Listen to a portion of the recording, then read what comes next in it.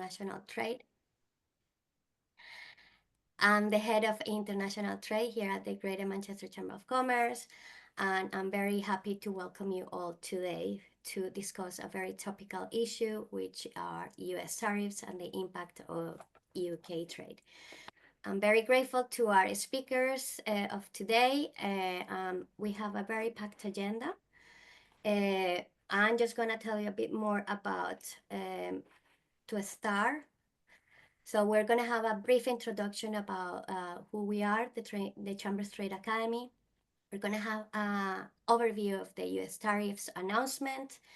And we're going to have a Q&A session with our panelists.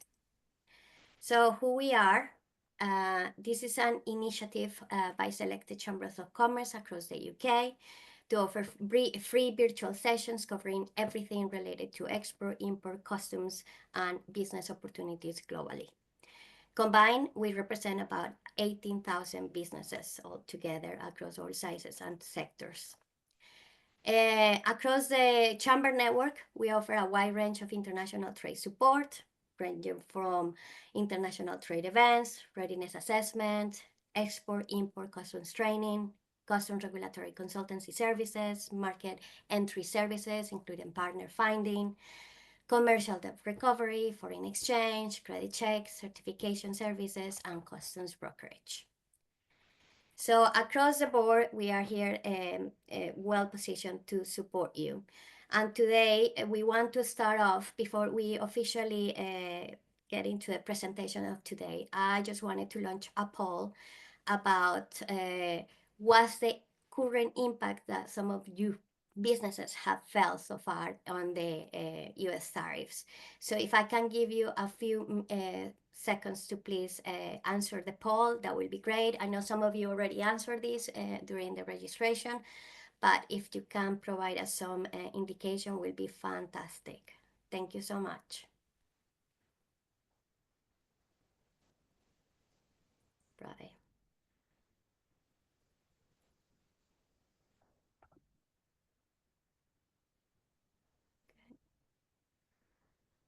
Well, it's changing a little bit from our earlier poll. We're seeing a bit more of the negative impact coming through. But generally speaking, it's also a bit early to tell for many businesses what the issues is. So thank you. So now I would like to welcome William Bain, our head of trade policy at the British Chambers of Commerce, so he can walk you through some of the US tariffs and some of the impact on global trade. So welcome, William, and thank you so much for being here. Thank you very much indeed, Susanna, and hello to all of you joining from across the UK and perhaps across the world. It's been a very busy time, I'm sure, for all of the panelists here, but we're delighted to be here to offer our perspective and perhaps some illumination on what can be at times a fast-moving and difficult to follow set of new trade arrangements. If we maybe go through a timeline, first of all, of what has happened over the last 6 weeks or so. So the first hit of tariffs onto UK companies came on the 12th of March, and that was in relation to the duties on steel, aluminium, and derivative products. Now, these tariffs went quite a bit wider than those in President Trump's first administration because of the application of them to derivative products. So that's meant that everything from nuts, screws, fasteners, to construction goods that have some steel or aluminium within them, or furniture that has a steel frame within it, are subject to these additional 25% import duties. And the president justified these on the basis of national security, said that the tariff rate quota that had applied since 2022 was not working, and therefore it was terminated on that date. So from that point, all UK steel, aluminium, and derivative products of either alloy has been subject to these 25% duties. And as we know, that's having quite a considerable impact on supply chains right across the UK and into the United States. On the 2nd of April, we had the announcement of the reciprocal tariffs that we'll dive a little deeper into in a minute. And then on the 3rd of April, that's when the 25% additional duties on UK and global automotive vehicles entering the US came into effect. So that was on top of the previous duty of 2.5%. So that means the new duty rate for those exports is 27.5%. And that's had quite a serious impact, as we've seen, with some car manufacturers ceasing sending goods to the US for a period whilst they work out how things would work out. And of course, those duties are prospectively going to be extended on the 2nd of May to car parts. So, reaching further into the supply chain in the UK for parts going into the US for production into US made vehicles there. On the 5th of April, in terms of the UK, that's when the 10% additional import duties on affected products took place. That's the global baseline rate. Now, it's important to say that steel, aluminium, derivatives, semiconductors, and also automotive, pharmaceuticals, copper, lumber, timber, energy are excluded from the scope of that. So there were some exemptions. But lots of other sectors, everything from food and drink to textiles to industrial goods, electrical goods, are facing 10% additional import duties on top of the previous duties from the 5th of April. Now, the UK, in terms of the assessment that the US administration made of our reciprocal tariff, got the lowest possible assessment. Like Brazil, we got 10%. Other countries got a far bigger assessment. So the EU at 20, Switzerland at 31, and of course, some of the countries in Southeast Asia in the high 30s or even into the mid 40s. And so for those countries, for one day, the reciprocal tariffs came in, the chunk above the 10%, but was suspended on exactly the same day, the 9th of April, for 90 days until early July for non-retaliating countries. China was in a different position, so the increase in duty after a few increases went up to 145%. That's since the start of the year. So that's on top of existing MFN duties from the start of the year. It includes the fentanyl 20% duties, which came in two tranches as well. So you can see that really we're looking at over 80% of China goods trade into the US being subject to an extremely high tariff wall. And as we'll see in a few minutes, China has reciprocated in turn. And so the two largest economies in the world now raising strong, very high tariff walls to each other's goods.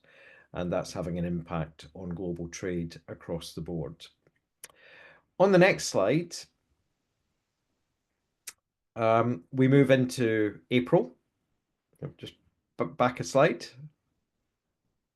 There we are. So on the 11th of April, China's retaliatory tariffs, which went up to 125%, came into effect on all US goods imports into the country. The same day, we then had an exemption from the US on smartphones, flat screen TVs, solar cells, flash cards, memory drives, solid state data drives from the scope of the reciprocal tariff. So that was a welcome development, and I think entirely predictable given the impact it would have had on US consumer prices for those goods and also sourcing chains. The EU decided to halt its first set of retaliatory tariffs. So that was due to take effect on the 15th of April. It's now been suspended until the 14th of July. And just a week ago, we had a very important decision from the US Trade Representative's Office on something that was increasingly concerning global traders. And this was about the prospective shipping landing charges.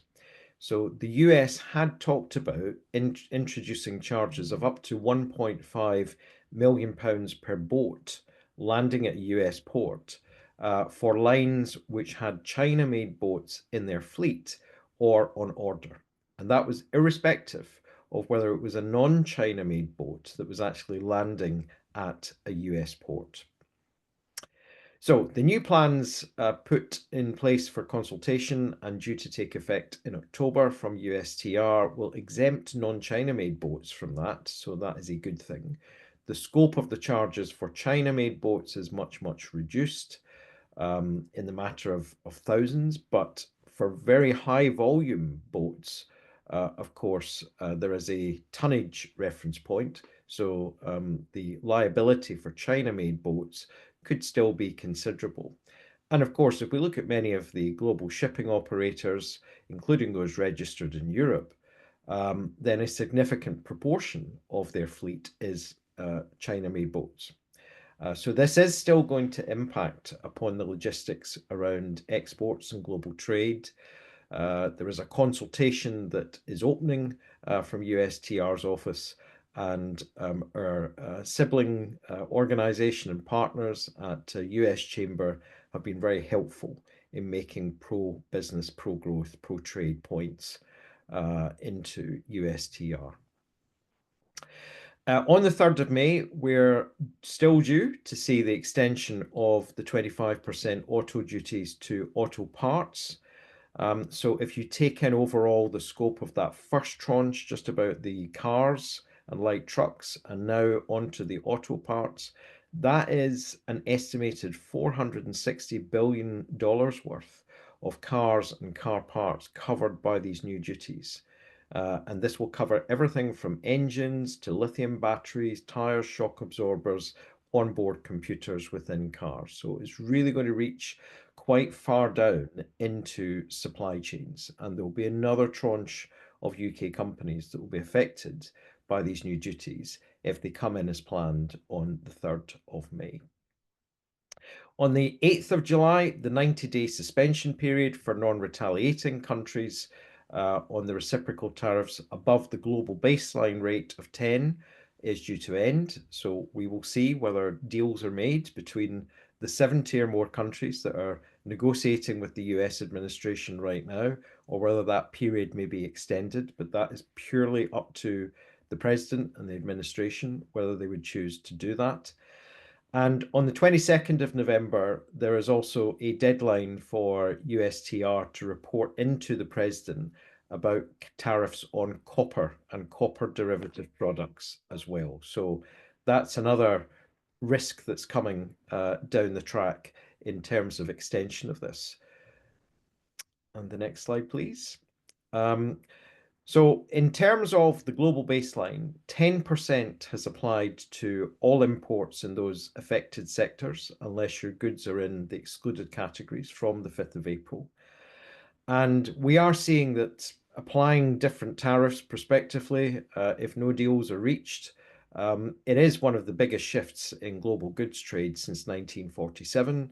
And there is a tension between this pattern of doing trade and tariff policy and WTO rules, which are meant to treat all countries the same under the most favored nation principle. We're also expecting announcements on further sectoral tariffs. So there could well be tariffs coming still on pharmaceutical goods that would be across the board in nature. There could well be announcements on semiconductors. So that concession that we talked about a few moments ago for electronic goods, that might be very brief because there could be semiconductor tariffs announced in the coming weeks, which would include those goods, and those would apply across the board. We're also expecting further measures around critical minerals as well. It's really important to state that these tariffs are not stacked. So for steel and aluminium, it's 25%. For the automotive, it was 25% on top of the existing MFN. So it is not those duties plus an extra 10%. So where there are across the board tariffs, those are not stacked with the reciprocal tariff. And that's important to think about when speaking with your freight forwarders and customs agents. On to the next slide, please. And maybe skip this one, please. And also, I think it's worth pointing out something which is due to happen again in early May, unless there is some change of heart from the US administration, and that is the abolition of the de minimis threshold on goods of China and Hong Kong origin entering the US. So the US administration will start enforcing customs duties on low value consignments which contain goods of China origin, either sent by sea freight or by international postal services. So there's a couple of different rules here. So goods that are sent from China or Hong Kong by post will face additional ad valorem duties of 120% of the value of the postal package, or a specific duty per item of $100 from the 2nd of May until the 31st of May.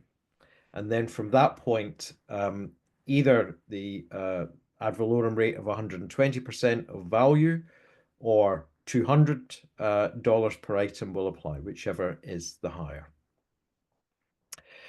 Now, one of the things we're seeing and finding out from companies contacting Greater Manchester Chamber and chambers across the UK is that there is still an absence of definitive guidance from US Customs and Border Protection about the whole panoply of these tariff measures.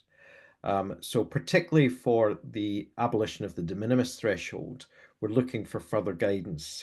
And we raised this with government last week. We had a meeting with the Export Minister, Gareth Thomas, and there are issues that we hope that DBT and HMRC will be able to liaise with US Customs and Border Protection about to make sure we get as light touch an approach as possible. But we've been very clear what US Customs has been doing in the last month, which has been ramping up significantly its enforcement processes. And so you may well have to prove the origin of the goods are not from China and therefore comply with non-preferential rules of origin to demonstrate that the goods would only get the 10% if they're goods in the reciprocal tariffs sectors and not be subject to the much higher tariffs, which are obviously applicable to goods from China. So this is going to be another tension that comes into trade. And we know there are many traders in the UK who are packaging and sending over goods which are of China origin into the US market, and they will be affected by the abolition of the de minimis threshold from early next month. We maybe skip over a few slides. The full presentation will be in the deck, and maybe if we skip over until there's one in particular I would like to share. Yeah. Yeah, if we keep moving on this. And yeah, and again, please. And again. I think it might well be the last slide in the deck. Yes. So if I can finish on this, please, that would be terrific. So the BCC has been successful in achieving 5 outcomes over the last few weeks, thanks to great contact from Greater Manchester and members across the UK. So 5 goals we were able to achieve. And of course, this week, we heard additional announcements from the Chancellor in Washington that the Trade Remedies Authority will be given extra personnel and new resources to tackle the consequence of this utter change in global tariff policies, potential trade diversion. And where that involves unfair competition, then of course analysis on surge of imports and dumping needs to be very speedily done and acted upon. So the TRA will have a new route to speak to businesses more directly to get information about where import surges or potential dumping is happening, and the ability to draw up recommendations for ministers to act upon. So I think that was a really considerable outcome. Pleased that we were able to get that from the Chancellor. We also welcome the increase in UK export finance lending capacity from 60 to 80 billion, with 10 billion earmarked for the effects of US tariffs on UK companies. So that was again something that the BCC asked for, and also an increase in capacity for the British Business Bank's Growth Guarantee Scheme, which will allow loans of up to £2 million to be made. So, some excellent things achieved by the Chamber's network in very trying circumstances over the last few weeks. But fundamentally, what businesses are saying is we need to get an economic partnership agreement with the US. Tariff relief is important, really important for affected companies. But all of our eggs are not in one basket. It's also clear from what members have been telling us, they want to look at the wider European neighbourhood, potentially see closer trading terms with the EU and reduce trade barriers in that market, and also to make the most of the opportunities with our partners in the CPTPP trade zone, which of course is 99% zero tariff, and also the wider Indo-Pacific trade zone as well. That's really important. That tripartite approach to international trade, potential for trade diversification for UK companies, that is in a sense the best hedge that companies can have in these difficult times. So thank you, Susanna. And with that, I'll hand back to you. Thank you so much, William. So now I just wanted to say there is an opportunity for the audience to ask questions. So if you want to put your questions on the chat box, we will also come to you in due course. But now I would like to introduce you to our panelists. So as you heard, William, Head of Trade Policy at the British Chambers of Commerce. We also have Chris Southworth, Secretary General at the International Chambers of Commerce. Caroline Barraclough, Partner Global Trade Lead at Deloitte UK, and Alessio Lencioni, Head of Product and Strategy at Stream. So all of you are pretty busy at the minute with just reason, and I would like to thank you again for being here and sharing some of your insights to the traders that are joining us today. So to start off, IMF and the World Trade Organization have actually downgraded some of the growth, both economic growth at the global level, and WTO also forecast that there will be a decline of trading goods about of 0.07%. So are we going to see, and this is more for Chris and William, do you think that we are going to see some of the economic slowdown that we saw during the COVID, post-Brexit time? What are your thoughts on this? If I go first to Chris. Yeah, so first of all, thank you very much for the opportunity to come and talk to you. Just to give an idea of the perspective that I'm providing, the International Chamber of Commerce represents 45 million companies in 170 countries. And we also co-chair the B20 Task Force on Digital Transformation and the Commonwealth Legal Reform Digitalization Program. So, we're well connected into that international infrastructure. We're a strategic partner to the World Trade Organization. So I'm going to give you a sort of global view on some of this to put it in context. First of all, this is nothing new. The US have been effectively stalling and withdrawing from the international trade system in varying shapes and forms for the last 8 years.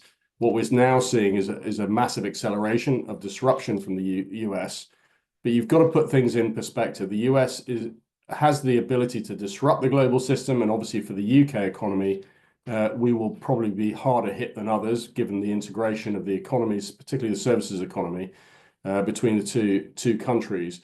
But the US only represents 13% of global trade. The other 87% of global trade don't want a tariff war. They don't want to disrupt trade any more than we already have disruption. And we need to focus on that 87%. It's the reaction of the rest of the world is where we need to really put our focus. Just to give you a couple of facts and figures, a recent SIPS survey last week, in fact, of global procurement managers, 35% are already rerouting sources of supply chain products outside of the US. So they're taking trade out of the US and they're buying from elsewhere in the world. And we're seeing that elsewhere around the trading system. Companies are adapting to the current system. The US is only 0.6% of global shipping, and we've seen a 60% drop in Chinese shipping to the US. So what we're sort of seeing is an adaptation response to what's going on in the US. But the most important point here is the rest of the world is reacting. Our message is don't overreact. This is time for cool and calm heads, but we all need to adapt to ensure the multilateral system is fit for purpose for the 21st century, and that's where most of the world's minds are focused. We're also seeing an intensification of discussions in places like ASEAN, Africa, Middle East, and Europe. No surprise, because that's where the commonality is, that's where the real trade relationships are, that's where the highest value volume of trade is. In terms of the UK, if I can bring it down to a UK context, our message to government and to industry is quite simple. The UK priority is growth. It's about reform. We are pushing hard to reform the trade finance regulatory framework to unlock £22 billion in working capital. We can do that. But it's also about ensuring that the UK economy and companies have the agility, the resilience, the transparency, and are able to reduce the risk and cost in the current global system. And the big opportunity in front of us, where this is actually, in a sense, a real catalyst, is to digitalize trade transactions. We're seeing companies now reduce trade transaction costs from an average 2 to 3 months to 1 hour. We're seeing costs come down 80%. We're seeing workforce productivity up 60%. And we're seeing shipping costs down 18%. These are big numbers. The challenge for us in the UK is to make sure that all companies are benefiting from all of those benefits.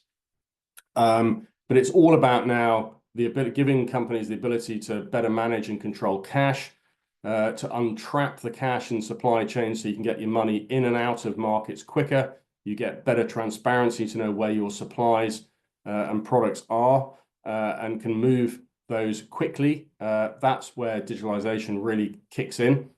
In the UK context, we have probably the best legal framework in the world. We're very lucky in that sense. There's nothing stopping us from a legal point of view in doing this. We have probably the best framework and plan in terms of the roadmap to digitalize UK trade and the plan for growth that we presented to government. We have the tools to do it in terms of guidance for companies, and we have some of the best innovation resources, but we need to leverage all of those to help companies become more agile in a world that is obviously increasingly unpredictable. And then we also need to engage at multilateral level. That's really, really important. The UK is a major pragmatic voice for open trade. There are a lot of countries looking to the likes of the UK, along with a lot of other mid-sized economies or middle economies, as they're called, like Japan, Singapore, Australia, Canada, and others, to navigate a path through the next 4 years where we're going to see increasing amounts of disruption and unpredictability. But for the UK, this is a big opportunity to broaden our export markets, modernize and digitalize our trade systems, make sure that companies have the agility that they require to operate in the environment in which we're in, and to work with that global community and government at multilateral level to make sure that we are helping shape that future, as well as obviously work with the US, which of course we will continue to do. But we have to now take on board that the world order is changing. The G77, which is effectively all the emerging markets, are all working to some degree together. The BRICS Plus is now bigger than the G7, to give some idea. Asia is now a much bigger market than the more traditional markets. And the UK is a sort of pragmatic voice in all of that, at providing that we're all working with government to leverage the opportunities and ultimately use all of that to drive growth at company level and national level. Thank you. William, anything to add to the question in terms of are we likely to head back to an economic downturn because of all this? Well, Susanna, we've seen some interesting forecasts from important global economic organizations in the last couple of weeks. So firstly, the World Trade Organization last week forecast that global growth in goods trade would decline by 0.25% this year. Previously, and just in the autumn, it forecast 3% growth in global goods trade for 2025. The IMF, in its economic outlook published earlier this week, said that for trade overall, global trade growth overall, which includes services, there will still be growth this year, 1.7%, but obviously quite a lot of that is being supported by services growth. We should say that, thankfully, the trade war has not spread to services. The EU were looking at some measures under their anti-coercion instrument, which could have affected services provided by US tech companies into the EU market. And that, I think, could have accentuated the trade war even further. So that hasn't happened.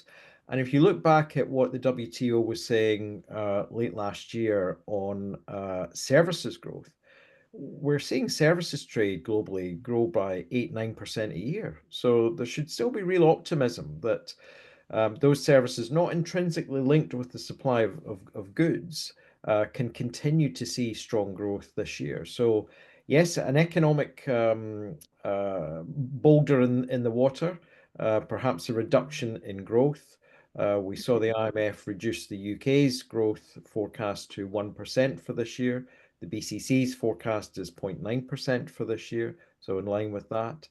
But I think it's about retaining our calm, keeping the resilience that we know that companies on this webinar and across the country have been doing, and ensuring that these difficulties can be resolved, and that where adaptation into new markets can be had, either into the wider European neighborhood, including Middle East and North Africa, or into the Indo-Pacific market, that those transitions can be done as well. So I think we should have a sort of guarded optimism that the road might be rocky, but firms are resilient enough to get through it and thrive at the end of this disruption. Thank you. Well, we have quite a few questions on rules of origin, so maybe I can go to you, Caroline and Alessio. Obviously, a lot of to do with China, and maybe it's worth just kind of talking more about what you guys are seeing on the ground, and because we have a lot of questions on our medical devices excluded from the current tariffs, if they are importing into the EU and then re-exporting to the US, but the goods are originally from China, and then just adding components. So I think there is a lot of questions and lack of clarity about rules of origin. So if I can go to you, Caroline, and maybe you can shed some lights on this. Yeah, more than happy to start. And hi, everyone. Yeah, so I mean, I suppose when we take it back to basics, and a lot of these questions kind of come from that, it's considering, what we see is people kind of, I suppose, run before they can walk. So when we look at the origin point, I suppose the first thing to do is to consider what your tariff classification is. And we hear the word tariffs quite a lot, but ultimately what will drive the tariff paid is obviously the customs classification and then the customs origin of that product. So I think the first thing to do is consider what your classification is and whether that is definitely captured or not, because we have seen already misclassification of products making kind of a product fall in or out. So it's really important now that there are significant impacts to just make sure that that's sorted. And then if you look at origin, you've got sort of preferential and non-preferential, which William has already sort of touched on. But again, what applies preferential origin wise or non-preferential will depend on what that tariff code is. So that will drive what the product specific origin rule is, and what will kind of determine whether something originates or not in one of the areas sort of covered. And from a broad point of view, when you look at non-preferential origin, that will fall into either what we call wholly obtained, so produced, grown, born in a country, or the last substantial transformation. And again, the specifics around that will be driven by the tariff code. So really important to kind of look at that code first, then look at the preferential and non-preferential origin rules linked to that code, and then determine from there kind of what the impacts sort of might be. And then when we look beyond that sort of point of things, we are sort of very carefully considering it's those two elements that drive the tariff. And then if there is a tariff element, how can you drive down the value for duty by looking at valuation? So it's very kind of, in terms of the customs pillars, very much kind of classification, origin, and then looking at the value from there. We know that the US has a lot of they refer to the substantial transformation. So can we just, and I think, William, those are in your slides, what cannot be included as substantial transformation? Because I think we have quite a few traders on the call today, which are just simply just bringing some already kind of finished products, maybe doing some bits and bobs, and then re-exporting to the US, which will not be considered substantial transformation. So maybe we can dig out more what the substantial transformation and what is from the US, standpoint. Yes, I mean, this comes from the basis of binding rulings which US Customs and Border Protection have made, but also some court cases as well. So it's really a sort of legal picture as well. So basically, you must change the nature of the good. Simple assembly, repackaging is not going to qualify as substantial transformation. The goods must be intrinsically different in nature from the components which go into making them. Say there's no hard and fast rule. US Customs and Border Protection are sovereign in how they'll look at this. But you've got to think about, is there some high level skill involved in the assembly of the goods? Does it involve things like welding? But goods which simply, are pre-welded, pre-assembled, and are snapped together with a very simple process might not make the cut.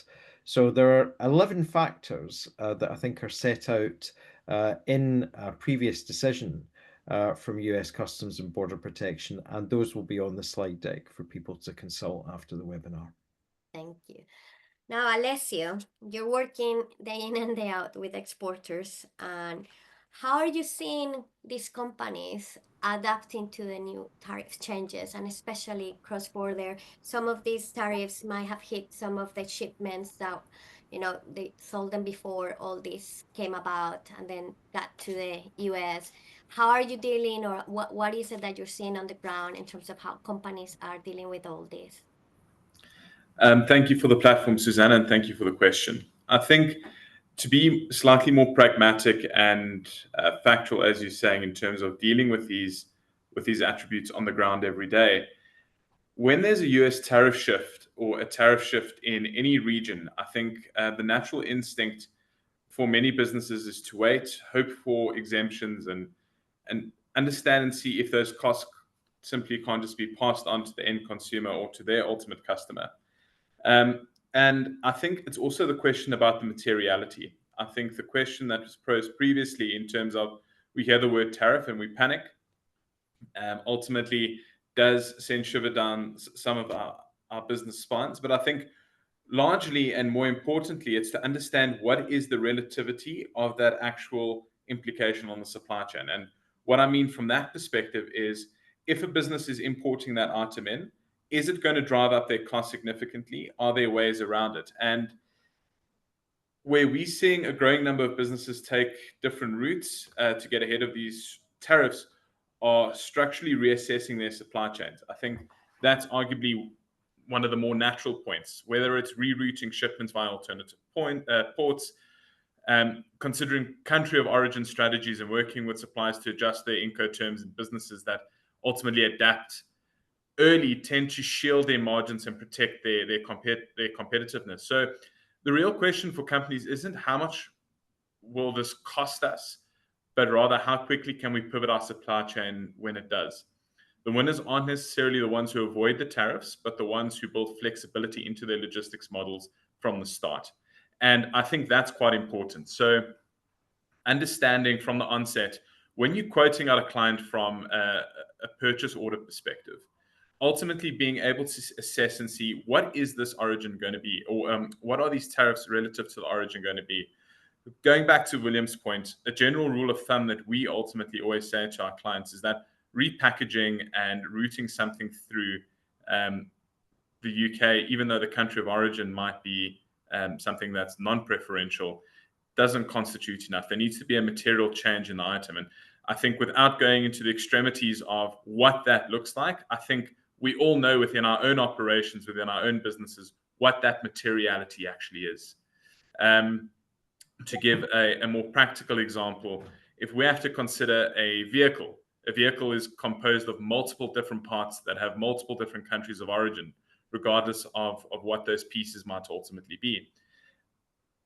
The composition of those products altogether, and if you look at more intrinsic parts of inward processing, if you are to import those goods into the UK, transform those items to create an ultimately different item that has a different ultimate function, institutes the difference of the product. And I saw there were many questions, and I think these are the type of questions that we deal with our clients, and we're always happy to answer, is whether or not that is applicable. But I think the most realistic thing from our side is that the persistent belief that global supply chains can be reshaped at the stroke of a pen, where you're switching a supplier or rerouting a shipment to renegotiate a term, isn't necessarily that reality. It takes time. So I think it's about how you structure it from the onset to be adaptive. And I think the more time that passes from when someone is asking you the question and when that ultimately passes through, and I think we've seen it in this over the last couple of weeks. A more personal anecdote is we had a client that was shipping something from the UK to the US via air freight, where we're talking about an in-transit time of no more than 3-4 days. Between when that shipment was placed and when it landed in America, those tariffs changed twice relative to that specific item. So it's about being agile and also being, I think, more than anything, transparent with the client in that everyone's in the same boat. I think it's a very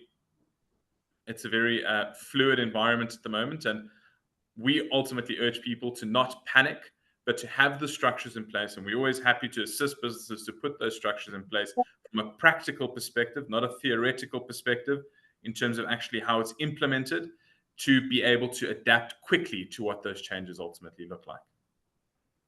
Thank you so much. So another question is, and this is aligned to the rules of origin, what Chris mentioned earlier. I mean, yes, US is important and plays a big role in global trade, but it's not the only player in this.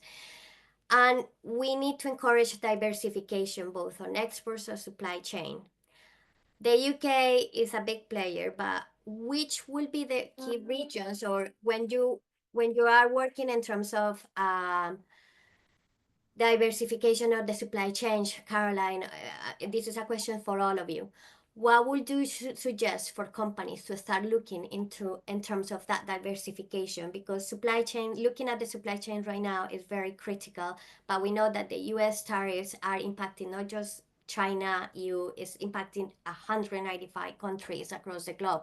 So even if you're looking at supply chains, you also need to consider all those implications. So if I can ask all of you just to give your quick snapshot of what you think, UK companies should be looking at, or which regions in terms of markets for such diversification. I'm very much in light on the key sectors that are being impacted and impacting UK trade. So if I start with you, Chris. Yeah, I mean, what we're saying is we're massively under trading into a whole bunch of regions, actually. We've become very binary in our trade over the last 10 or 15 years, primarily into the US and Asia, but we're missing a Middle East to some degree as well.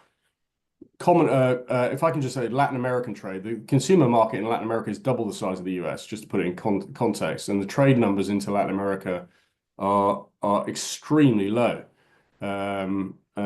So we're really under leveraging that market. I would certainly say that we should be looking to Latin America. It depends on the products, obviously. But absolutely Latin America. Africa will be the biggest consumer market in the world over the next 10, 15 years. But we're almost nowhere in Africa and not laying the groundwork to be more present to capture that opportunity. Africa are way ahead of us on tech in some areas, to give some examples. The Commonwealth, if you look at it in comparison to the US, where it's a -10 tariff disadvantage, you start with the Commonwealth with a +21% advantage.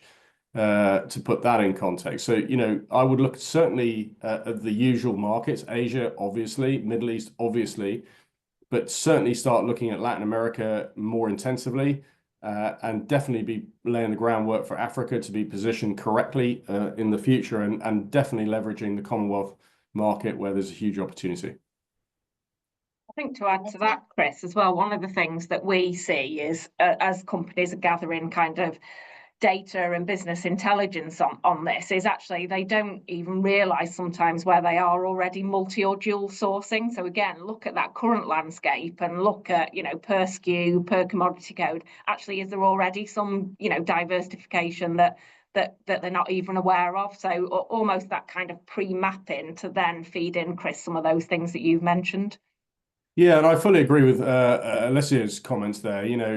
It's about getting, obviously, a lot of the world is in reactive mode, and obviously companies will be in reactive mode at the moment, but it's about shifting mindsets, getting from reactive to proactive, thinking about that longer term picture around the supply chain and de-risking that supply chain, and getting that process going now. Even if we're dealing with US tariffs at the moment, there are lots of other options in terms of diversification of those supply chains. And in the UK context, there's a lot of markets. If I keep going back to Latin America, you've got some very Anglophone friendly markets there, but we're almost nowhere in terms of UK presence. But there's a great willingness to work with us. It depends on the size of the company, depends on the size of investment, depends on the sector. Some companies can shift quick and others take longer, obviously, depending on what the company is. But absolutely, we should be reviewing supply chains and ensuring that our trade routes and supplies are consistent and over the longer term, and getting into that proactive mode and taking the opportunities in front of us to certainly modernize trade and the way we do trade than the way we do it at the moment. And all of that will put us in a good place in the longer term over growth. So we kind of need to do this anyway, but this is a big catalyst, and we shouldn't be overly distracted by the US, even though the US is obviously a key economy for us. We need to look much bigger and broader than that.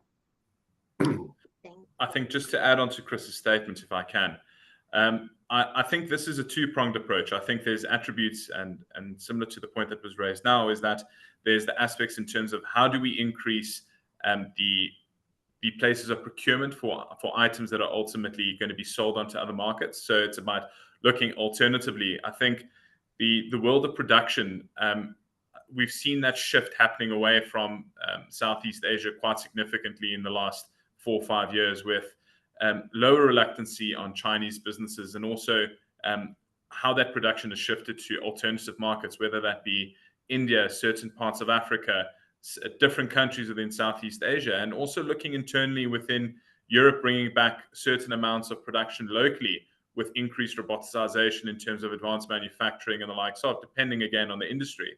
I think that's looking at it from a supply perspective. I think we've almost become used to certain methods and countries of sourcing items without necessarily looking outwards. And speaking within my own experience, understanding how certain markets are actually very self-reliant and self-sufficient and have surplus capacity to also export. I think from a European standpoint, we always anticipate that low-end manufacturing for componentry, we have to look outwards to ultimately import that. But the number of markets that can service us in those aspects are a lot broader than we honestly believe. And I think there's so many components that the different chambers and trade organizations are putting in place to ultimately open up our eyes from that is quite significant. That's it from a supply perspective. But I think in terms of where our businesses can ultimately sell their products, Chris, I agree with you completely. I think Latin America, Africa, and certain parts of Asia are significantly underserviced. Again, as I'm sure you'll agree with me, the complexities there come within the fact that there's no unification in terms of economic area, regulations into certain countries can ultimately be more complicated.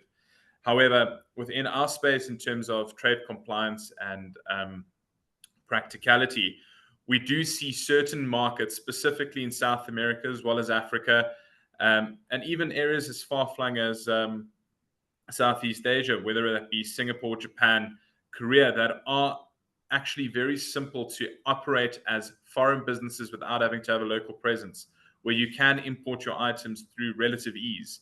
And I think that's more from like a macro perspective and a long-term perspective, where countries are also changing. Just yesterday, I read how Argentina has dropped a lot of trade regulation for foreign businesses to start importing different products. That's a market that can be much better service than what historically it's been. It's always been known as a very difficult country to do international trade with, specifically when importing items into Argentina. But I think even closer afield, if we have to look at the European Union, I think a large focus of ours over the last 4 or 5 years has been focused on doing trade into the EU. I think post-Brexit, many businesses still have, I think, bad experiences with trying to move goods into Europe post-Brexit. I think a lot of businesses, and we can see this factually, have made certain missteps that have either cost them a lot of money, made the process highly inefficient or uncompetitive in many ways. And I think as a short-term goal and as low-hanging fruit, there's a well-versed buyer that's familiar with UK goods, with UK products, with UK quality. And I think we also cannot underestimate the brand UK in the foreign market, especially in closer markets such as the European Union, where there are systems in place to make a tax-efficient distribution of goods into Europe, a fully compliant distribution of goods into Europe, and lastly, an efficient and competitive distribution of those goods, whereby we're looking at transit times of a couple of days in closer European markets, and no more than 7 to 10 days in further afield European markets, and that's moving via road transport. We've got to look at those strategies in place to really get those markets well serviced and better serviced in many industries. Thank you. I think we have a lot of very specific questions. Again, this will come back to what Caroline was saying, because there is, without commodity codes and understanding very well what is it that you're importing and what is the process that is happening, whether it's in the UK or Europe or China, it would be very difficult to give you a straight up answer right here, right now. But what I will suggest for those companies that are asking us very specific questions on their products, from pharmaceutical, medical devices, semiconductors, that you approach your local chamber with these specific questions so we can look at them in more detail and provide with commodity codes. What is your supply chain? Where are you, importing from? What is it that you're doing? What is the process? And where is being re-exported? So we can look into more detail about the tariffs. Also, one question that keeps popping up is, and I don't know if either of you can kind of come up, is companies are asking if there is any useful resources where they can look at these tariffs and get some understanding of how their goods are being impacted, because they feel like there is no so much information, and I feel like the US tariff tool, it's not quite, I don't think it's been properly updated, but I don't know if you might be able to add up something to that in terms of resources that traders can use. Caroline or Alessio? I mean, I'm happy to take it, and then Alessio do add in. I think there has been some reticence from everybody to publish anything in terms of the way it's moving so quickly. So that is probably why there's quite limited information in terms of being able to do that. I would say, similar to what you said, reach out to your local contact, or if you deal with anybody like Deloitte, to try and find out what that is. I think that's why we've seen some kind of reticence to publish, both from the authorities and from other organisations, just in terms of it moving so quickly and that sort of information becoming outdated. And it's so specific, as we've said, to the product and to the commodity code linked to that product. So that would be my response. I don't know whether, Alessio, you've got anything to add to that. Caroline, I agree with your statement. I think, and taking your news from credible sources where it's been vetted and it has been validated, I think is the most important aspect. Where we look for, and this is an internal process that we do, where we look for most recent information is actually reports or notices posted on the White House webpage for initial information. That more than anything is confirmation with reports that we are seeing in the media. Until there is any form of confirmation on that website, we don't act. I think it's very difficult, and I think as it's been explained today, we need to keep calm from a business impact perspective. But in terms of taking that next decision, I think our chamber network is very well versed in being able to not only give us a clear and factual answer, but also pointing us in the right direction if and so need be, if action does need to be taken at the immediate standpoint. So ditto to you, Caroline. Thank you so much. I think we're running out of time, but before we leave, if I can ask each one of you, very concise, one tip that you will give to the traders in terms to prepare or navigate these difficult times. Just one quick, takeaway that they can act on. I mean, mine is know your current landscape. We see so many organisations acting on things without actually knowing what the current landscape. There's loads of data out there. There'll be internal data, but also customs authority data. Look at what the current landscape looks like, and then act and make no regret decisions based on that. William? Yep, have a strong two-way dialogue with your local chamber in terms of getting the latest information, in terms of new guidance coming from US Customs or new changes in policy that have been confirmed by the US administration, but also letting the chamber know what the impact of these things are, because we have that dialogue with government where we can feed into both those things being negotiated and also that guidance that government can try and secure from US Customs and Border Protection to bring more clarity to what can be a fast-changing situation. Thank you. Alessio? The truth is the complexity of tariff shifts has outpaced most companies' ability to react manually. So spreadsheets, email threads, siloed systems don't really cut it anymore. We've seen a clear pattern emerge where businesses that handle the tariff shocks the best are the ones that are using technology to centralize their supply chains, duty, and landed cost visibility. So my assessment would be that when your systems are connected and you run simulations, spot anomalies, and the model and cost impact of those tariff changes before they leave the warehouse, I think is the ultimately that is the answer. It's to streamline that. So in other words, you just don't react to tariffs when they hit customs clearance. You plan for them when the purchase order is raised. So that shift from reaction to anticipation is where digital trade platforms, something like what we've been able to design and implement, has become a real competitive advantage for certain businesses. And that's what I would say: centralize, become adaptive, and being more agile. Thank you. And Chris? Yeah, I would say probably three things. Diversification, I think, is crucial in all forms, whether it's supplies, export markets. Generally, digitalization, I think, is a huge opportunity to, again, de-risk the supply chain, increase the ability to be more agile, particularly financially, but also get more transparency and reduce cost and risk across the supply chain. And I think, to reinforce the points already made, engage. I think now's the time to really engage through either trade associations or direct into government. But we've got to get the voices of buyers and sellers into the places where the decisions are being made in order to make sure that we are all moving in the right direction and making the right decisions in terms of shaping the future of global trade. This is a catalyst to doing that, and we should absolutely be leveraging that to the full max, because the UK has a huge role to play in global trade and how we all respond to the US policy environment. Thank you so much. Right. Well, I thank you all of you for being available today to join us on this webinar. Chris, Alessio, William, Caroline, it's much appreciated. You share very useful insights, and I hope all the delegates have found it very useful. Before I let everybody go, I would like to launch one last poll, which is more about to ask you what you think the UK response should be about the US tariffs. So just a quick one.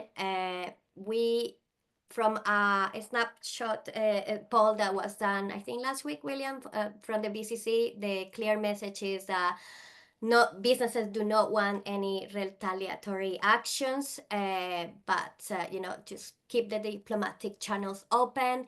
But we would like to know whether that kind remains the same sentiment remains as of this week.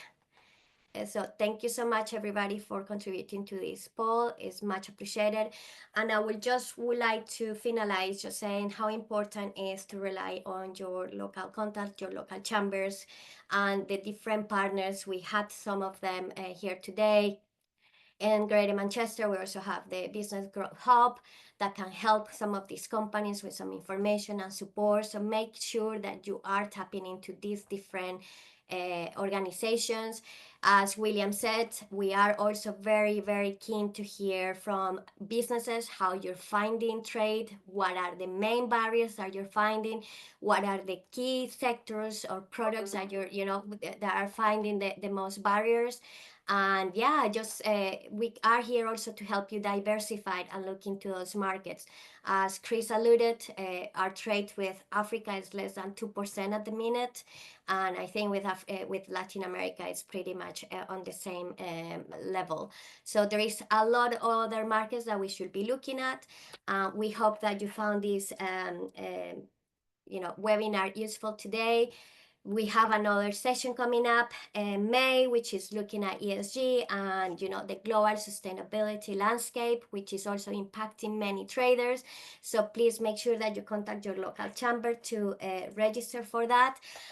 Without further ado, I would like to thank you all for joining us today, and thank you so much to all the speakers again for being here. And it is clear that we might have to be running a few other sessions on this topic, so please stay tuned and be alert to what your local chamber is doing. Thank you so much.